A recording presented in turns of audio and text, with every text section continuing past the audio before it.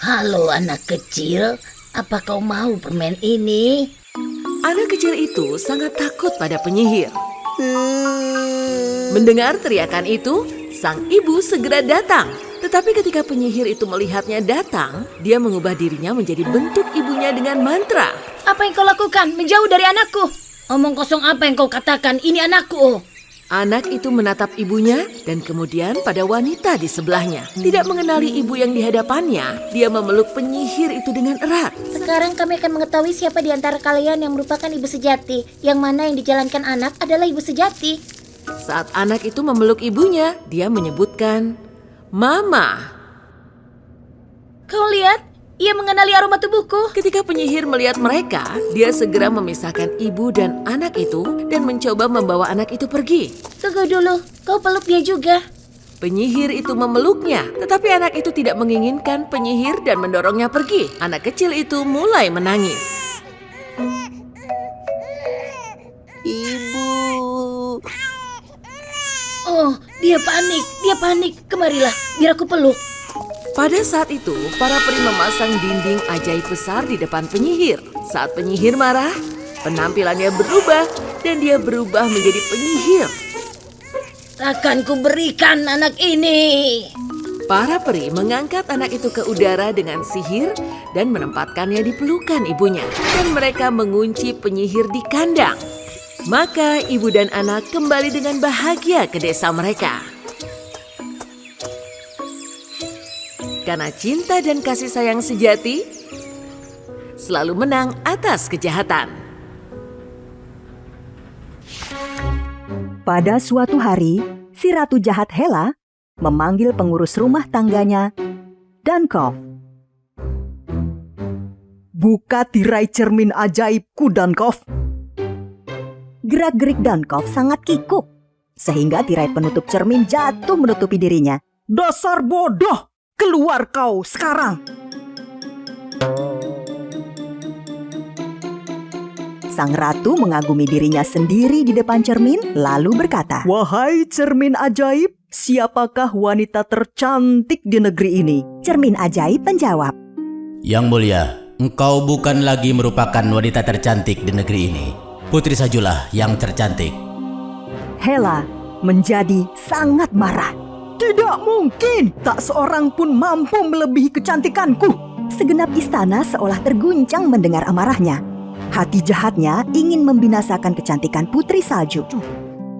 Beberapa hari kemudian, ketika para kurcaci bekerja, Putri Salju sedang menjahit pakaian para kurcaci. Lalu, didengarnya pintu diketuk. Pintu depan diketuk 3 kali. Putri Salju mengintip di balik pintu untuk melihat siapa yang mengetuk. Dan ternyata adalah seorang wanita buruk rupa membawa sekeranjang apel. Siapakah Anda? Aku seorang pedagang. Aku memiliki apel yang lezat, Nak. Berkenankah kau untuk mencicipinya? Pada awalnya, Putri Salju takut untuk membuka pintu. Namun ia menyukai apel merah. Ini, Nak. Kau nikmatilah, gadis cantik. Ini gratis untukmu. Putri Salju menerima apel yang disodorkan si wanita tua dan mencicipinya. Apel tersebut sudah diberi racun. Putri terjatuh sebelum sempat berteriak minta tolong.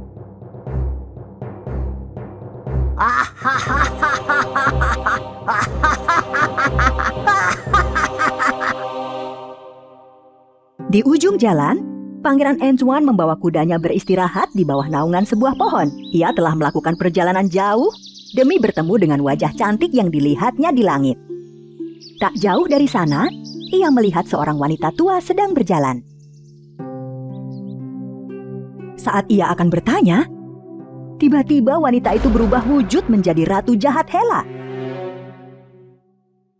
Pangeran dan kudanya sangat terkejut dan memutuskan untuk tidak jadi menanyakan jalan padanya. Di hilir sungai, pangeran yang tengah melakukan perjalanan dengan kudanya melintasi pinggir sungai, memperhatikan wajah yang berada di peti kaca dalam perahu. Ia langsung dapat mengenali wajah gadis itu. Sang pangeran sangat sedih. Namun tetap dibukanya penutup peti tersebut. Diambilnya kalung ajaib dari kantungnya dan mengenakannya pada leher sang putri. Selamat jalan putriku, bersinarlah bagai bintang dimanapun kau berada. Namun saat itu juga, pangeran melihat putri salju bergerak. Kalung itu sungguh ajaib dan memberikan penghargaan pada pangeran akan kegigihannya dalam mencari wajah yang dilihatnya di angkasa. Putri salju hidup kembali. Saat putri terbangun, ia takjub melihat seorang pangeran tampan berdiri di sampingnya, menyelamatkan jiwanya. Ketika mereka tiba di tepian dan kembali ke istana Putri Salju, ia dan Pangeran Antoine menceritakan segalanya kepada raja. Begitu raja mengetahui apa yang telah dilakukan Ratu Hela kepada Putri Salju, raja mengusir Hela dari kerajaan. Raja mengunci cermin ajaib dan semua barang milik Hela di ruang bawah tanah istana.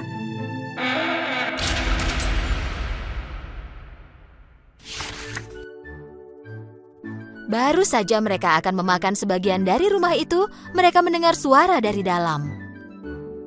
Oh, siapa yang mau memakan rumahku?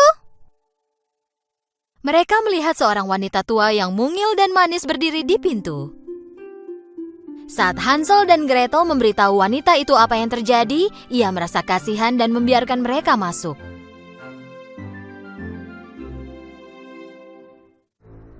Ketika berbalik, kedua anak itu berhadapan dengan penyihir yang berdiri di depan mereka. Ternyata, wanita tua itu adalah penyihir yang mengarahkan anak-anak ke tempatnya yang berbentuk rumah berlapis kue dan permen. Kedua anak itu mencoba melarikan diri tapi pintunya terkunci. Penyihir menarik rambut Hansel dan menguncinya di dalam kurungan. Lalu dia menyeret Gretel ke dapur.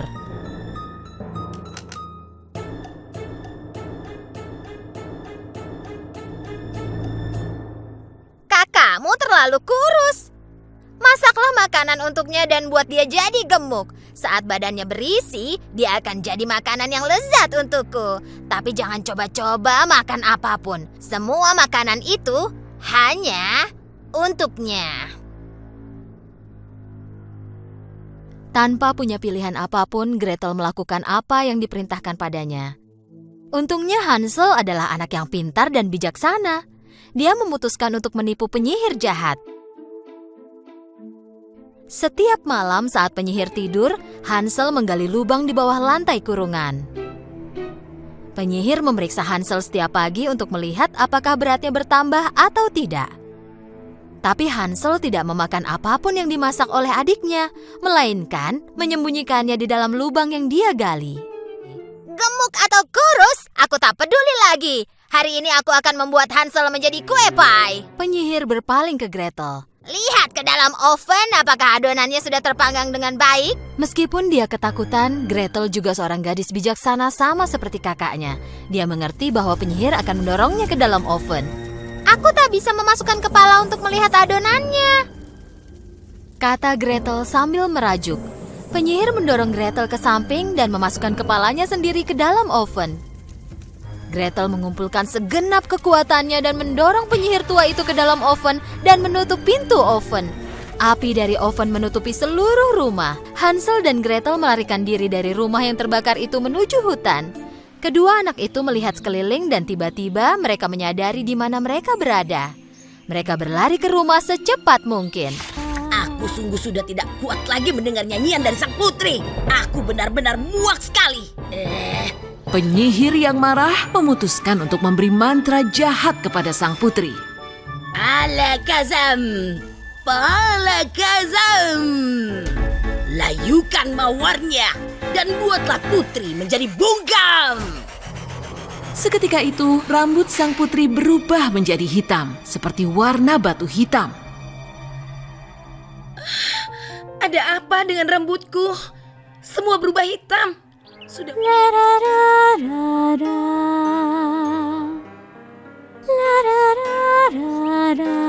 Setiap penduduk desa mulai tertidur pulas. Tapi mereka malah bermimpi buruk. Bahkan anak-anak kecil terbangun dan menangis. Mawar membuat rambutmu tersenyum. Mawar membuat rambutmu tersenyum. Mawar membuat rambutku tersenyum.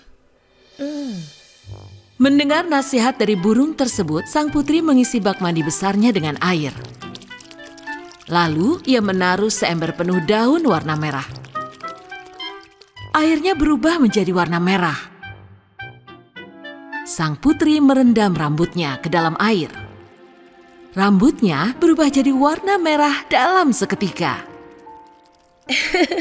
Mawar membuat rambutku tersenyum kembali.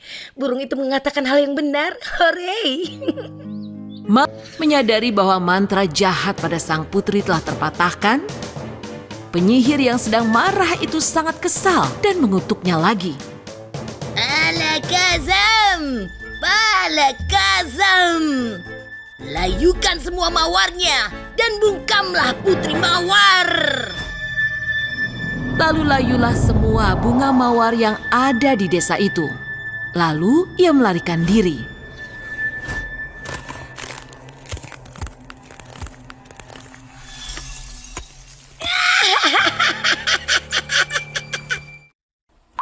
Lalu meletakkan rambut merah itu pada air mata yang terjatuh di tanah.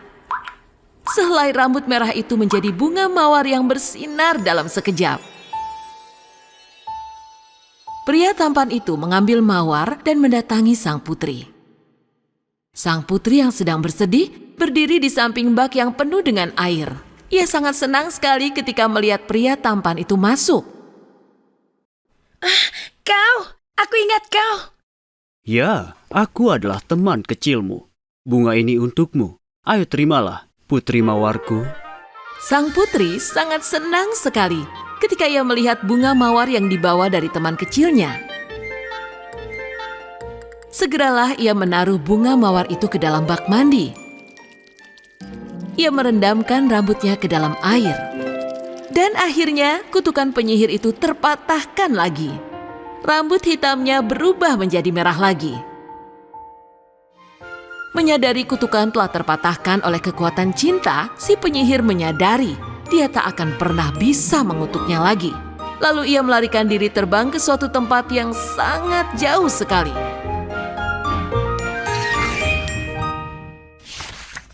Jika anakmu memiliki rambut keemasan, maka kau serahkan padaku. Namun beberapa hari kemudian, istrinya melahirkan seorang bayi perempuan yang sangat cantik, yang memiliki rambut pirang keemasan. Mereka menamainya Rapunzel. Camilla mengasuh Rapunzel dengan baik. Disisirnya rambut gadis itu yang bertambah panjang setiap harinya. Camilla tidak pernah memotong rambut itu karena ia akan mengambil helai-helai rambut panjang itu lalu memasaknya dalam kuali ajaib untuk diubahnya menjadi emas. Sihirku mengubah rambut panjang menjadi emas. Aku makin awet muda. Hehehe, hore! Jauh dalam hutan, Camilla menciptakan sebuah menara tinggi besar dengan sihirnya, di mana Rapunzel dikurung di sana sehingga keamanan rambutnya terjaga. Menara itu tidak memiliki anak tangga. Hanya ada sebuah kamar yang sempit dengan sebuah jendela yang mungil. Rapunzel tumbuh di kamar ini seorang diri selama 18 tahun, kecuali apabila Camilla datang berkunjung. Suatu hari, Rob, sang pangeran tampan negeri itu yang lahir di hari yang sama dengan Rapunzel, membawa kudanya berjalan-jalan di dalam hutan. Sang pangeran mendengarkan suara nyanyian itu dengan seksama. Ia mencari pintu masuk ke menara, namun tidak menemukannya. Tepat saat itu, Camilla juga tiba di sana. Pangeran bersembunyi di balik semak karena mengetahui reputasi wanita itu sebagai penyihir yang jahat. Rapunzel, Rapunzel, Rapunzel, turunkan rambut emasmu. Rapunzel. Rapunzel menurunkan rambutnya agar Camilla bisa naik.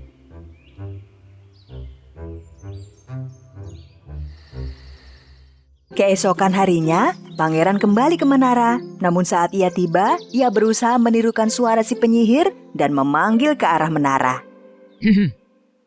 Rapunzel, Rapunzel, turunkan rambutmu. Rapunzel. Rapunzel merasa suara itu aneh. Rapunzel ketakutan saat melihat sang pangeran. Siapa? Siapa kau? Bagaimana bisa di sini? Aku Pangeran Rob, Nona Rapunzel. Bersediakah kau turun dari menara bersamaku untuk menghirup bau wangi bunga, berjalan-jalan di hutan, dan melihat hewan-hewan yang cantik? Rapunzel sudah lama sangat ingin menjelajah dunia luar. Sehingga ia segera menerima ajakan sang pangeran. Aku tahu cara agar kita berdua bisa turun dari menara. Sepertinya ia telah melihat kedatanganku dan langsung menurunkan rambutnya. Camilla memanjat rambut itu ke puncak menara. Ketika tiba di kamar Rapunzel, ia terkejut bukan kepalang. Rapunzel telah memotong rambutnya dan kabur dari menara itu. Emasku, emasku pergi. Tidak, tidak. Rapunzel. Bobby, pergi dari sini. Kau akan mengacaukan ramuan ketidakbahagiaan yang akan kuberikan kepada orang-orang yang ada di kota. Bobby, aku bilang cukup. Sementara itu, penyihir Furi tidak sadar telah banyak menaruh gula ke dalam panci ramuannya. Jadikan bahagia menjadi sedih, suka menjadi duka, mimpi indah menjadi buruk. Sementara itu, Bobby yang manja tersandung oleh kaki si penyihir. Penyihir itu juga tersandung dan terkena sapunya di sebelah meja. Lalu, ramuan di dalam botol itu terjatuh dan menetes ke Bobby. Bobby tidak mengerti apa yang sedang terjadi. Ia melihat ke kanan dan ke kiri, lalu berubah menjadi permen yang besar. Bobby, jangan pergi. Akan kuperbaiki. Tunggu, jangan pergi, Bobby. Permen itu terus saja melompat-lompat hingga akhirnya keluar lewat jendela. Lalu terjatuh ke dasar kolam dan tentu saja langsung meleleh. Penyihir Furi terlihat sedih karena permennya meleleh. Beberapa tahun telah lewat. Penyihir Furi mulai menyusun rencana untuk menghukum mereka yang mengolok-oloknya. Tahun ini, di hari Halloween, dia menyamar dan mengenakan hiasan kepala dari labu besar. Dengan cara itu, dia yakin tak akan dikenali oleh siapapun. Ia mengambil botol ramuan yang telah disiapkan. Akan kubalas orang-orang yang telah menertawakanku. Dan keluar dari tempat tinggalnya. Untuk pertama kalinya setelah bertahun-tahun. Dan mulai mengetuk pintu rumah satu demi satu. Tak ada yang mengenali si penyihir Furi. Tipuan atau hadiah? Hadiah. Ketika si penyihir mendengar kata permen, ia menyemprotkan pria itu dengan ramuannya dan langsung berubah menjadi permen yang besar. Sekarang tertawakanlah aku. Kemudian, penyihir itu pergi ke sebelah rumah tadi. Kali ini, anak kecil yang membuka pintu. Tipuan atau hadiah? Hadiah. Ini dia, hadiahnya. Penyihir Furi dengan segera merubah anak kecil itu menjadi sebuah permen. Sementara itu, Millie yang sedang memberikan makanan pada hewan-hewan di jalan sangat terkejut melihat permen yang besar sedang melompat-lompat. Hei, kau siapa? Apa yang kau lakukan pada orang-orang ini? Aku bilang berhenti sekarang. Ketika penyihir itu melihat si gadis muda itu datang mengejar ke arahnya, Milly menyadari kesedihan si penyihir karena kehilangan anjingnya dan ia telah kesepian selama bertahun-tahun. Milly memeluk anak anjing kecil yang sedang bermain dengan permen yang ada di taman. Tapi dia mirip sekali dengan anjingku. Tidak bisa kupercaya. Lucu sekali dia. Kejahatan yang ada dalam dirinya langsung sirna. Aku berjanji, anjing ini akan menjadi sahabat terbaikku. Terima kasih, gadis muda. Si penyihir dan anjing yang baru diadopsinya mengubah semua permen yang melompat di jalan kembali ke bentuk semula. Ia menamakan anjing kesayangannya Candy. Tibalah saatnya Putri Raja Poseidon dan seorang manusia. Kukirim guru, badai dan kilat, gelombang besar untuk membalikan kapal dan menenggelamkan pangeran. Arya menyelam di tengah gelombang, berenang di antara puing-puing kapal, hingga ke dasar laut. Ia melihat seruling pangeran dan mengambilnya. Kemudian ia melihat pangeran tenggelam ke dasar lautan berpasir. Diraihnya tangan pangeran dan berenang secepat mungkin menuju ke daratan. Bangunlah! Ayo bangunlah! Perlahan-lahan pangeran siuman dan terkejut karena masih hidup. Kau masih hidup! Dan dilihatnya putri duyung cantik berambut merah di sampingnya. Arya mendengar suara anjing menggonggong dan tersadar ia berada di daratan. Lagi-lagi ia pergi dari kerajaan laut, mencari penyihir Vega pada bagian tergelap dalam laut. Ular berkepala dua penjaga istana Vega dengan waspada memandang sekelilingnya dan melihat duyung cilik datang. Vega, Putri Raja telah datang. Saatnya untuk membalas dendam pada Raja. Aku sudah mengira dia akan datang. Ia punya jiwa pemberontak. Biarkan ia masuk, ular. Arya merasa agak takut, namun ingin kembali bertemu pangeran. Akan kusiapkan ramuan ajaib agar bisa mengubahmu menjadi manusia. Kau akan bisa berjalan di atas daratan dan menari bersama pangeranmu. Tetapi sebagai imbalannya, aku akan mengambil suara indahmu. Tapi ingat, ramuan ajaib hanya manjur selama 3 hari saja. Kecuali kau mampu membuat pangeran jatuh cinta padamu. Kalau tidak, kau akan kembali menjadi duyung dan akan melupakan pangeran maupun ayahmu. Hari berganti dan ia tetap tak mampu menjelaskan pada pangeran. Arya menyadari ramuan akan segera hilang kemanjurannya dan segera ia akan kehilangan ingatan. Arya berpikir tidak mungkin membuat pangeran jatuh cinta padanya tanpa suaranya. Hingga tibalah hari ketiga. Arya sangat sedih. Namun saat itu juga, sesuatu yang tak disangka terjadi. Saudari-saudari duyungnya muncul dari laut bersama neneknya. Cucuku sayang, kami datang untuk menolongmu dan mematahkan mantra jahatnya. Lalu gelombang meninggi, membentuk percikan raksasa. Kemudian muncullah Raja Poseidon dari dalam air. Arya, putriku yang cantik, kau menghampiri bahaya yang menjadi kekhawatiranku. Namun aku berhasil menyelamatkan suaramu dalam kerang laut ini. Aku telah mematahkan mantra sihir dan kau akan mendapatkan suaramu kembali. Sehingga kau akan tetap dapat mengingat kami. Raja Laut mengarahkan trisulanya pada kerang laut yang ada di tangan nenek Arya. Dan mantra berhasil dipatahkan. Suara Arya telah kembali padanya. Suaraku, terima kasih keluarga tercintaku. Aku sangat menyayangi kalian. Tidak!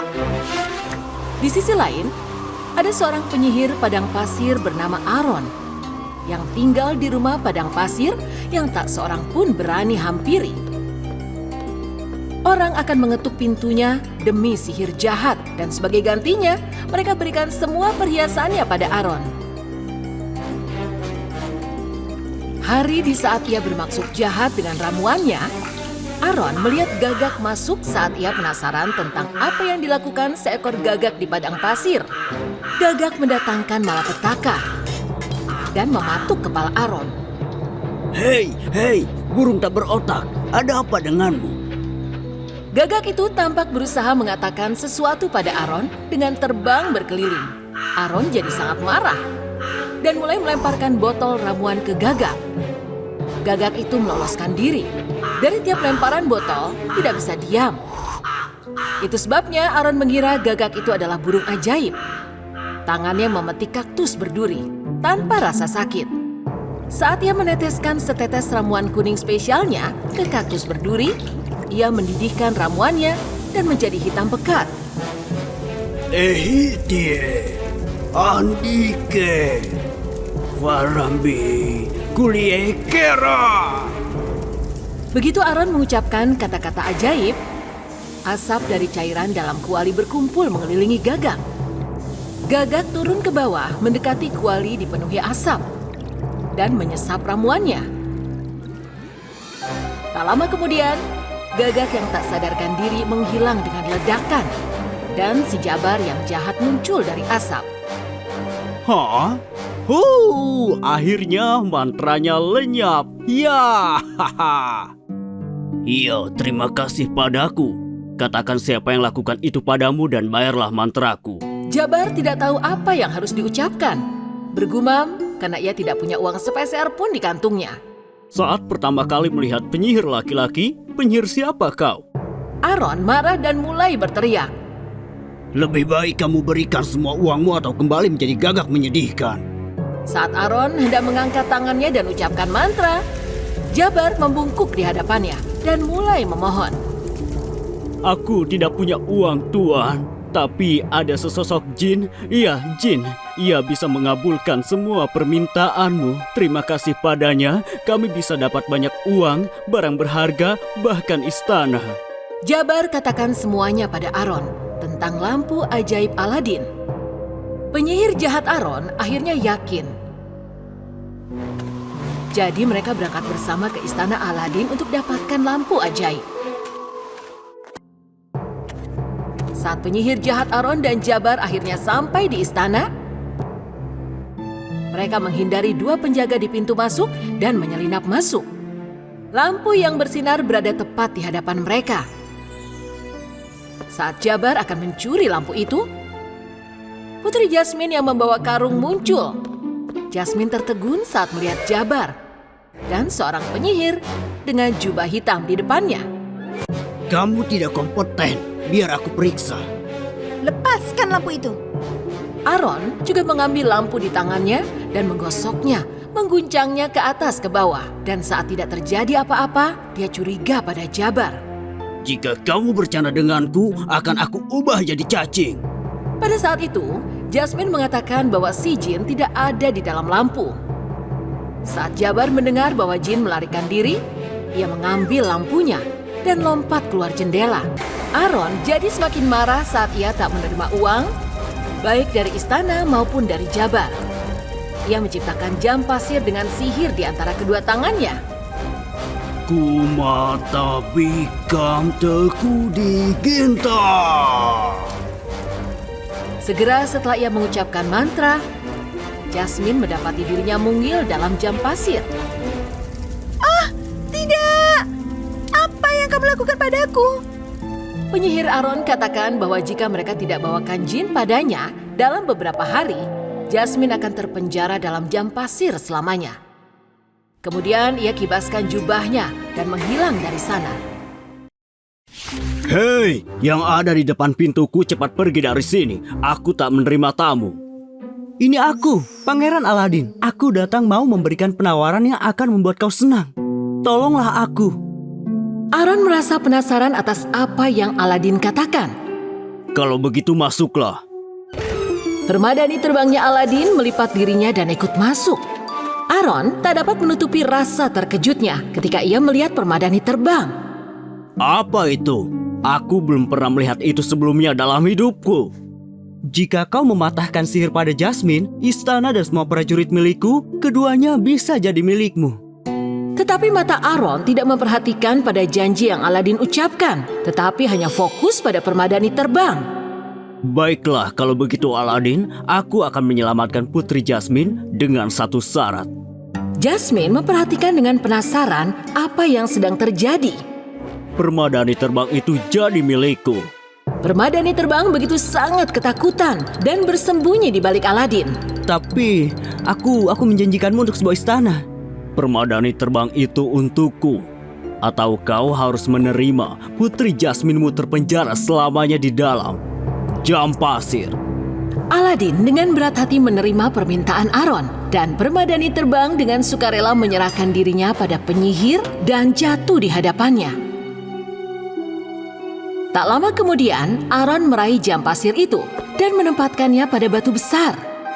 Kefana Vetrie, Ruye Sakina.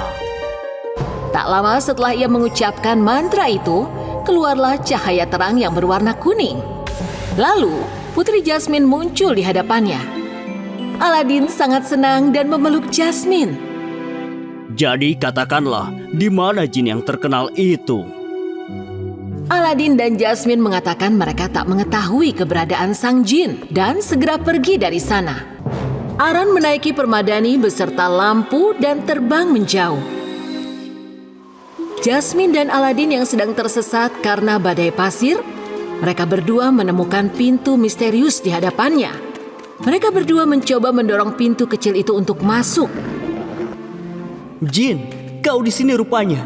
Apa yang terjadi padamu? Aku pelan-pelan menghilang karena sudah terlalu lama jauh dari lampuku. Aladin, sebenarnya aku ingin menjadi seorang manusia. Ketika Aladin mencoba berpikir untuk menemukan jalan keluar, suara Aaron terdengar dari balik pintu gua. Kenapa pintu ini tidak terbuka? Mereka semua dengan segera bersembunyi di balik batu besar. Aaron dengan sihirnya membuka pintu dan masuk ke dalam gua. Aku bisa merasakan kau di sini, Jin. Aaron melihat sekeliling.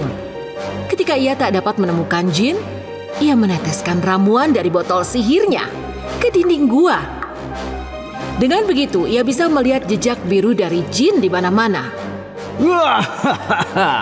Ayolah Jin, keluarlah. Tuan barumu telah tiba. Dan aku bersama lampumu. Ketika Jin melihat lampu, ia ingin segera berlari dan masuk ke dalam lampu. Tetapi Aladin mengingatkannya. Jika kita tidak menyingkirkannya, kau tak akan pernah menjadi seorang manusia. Dia akan selamanya menjadikanmu budak. Lalu Jin menghampiri Aaron dengan sisa-sisa kekuatannya. Ini dia. Bagus, Jin. Ayolah, masuk ke dalam lampumu sekarang. Jin biru itu menjentikkan jarinya. Dan Aaron terperangkap dalam kurungan kristal. Hah? Apa ini? Bagaimanapun ia berupaya, dengan sihirnya tak ada satupun yang berhasil. Akan kupastikan aku menangkapmu, Jin. Lihat saja nanti. Mereka semua berlari keluar gua.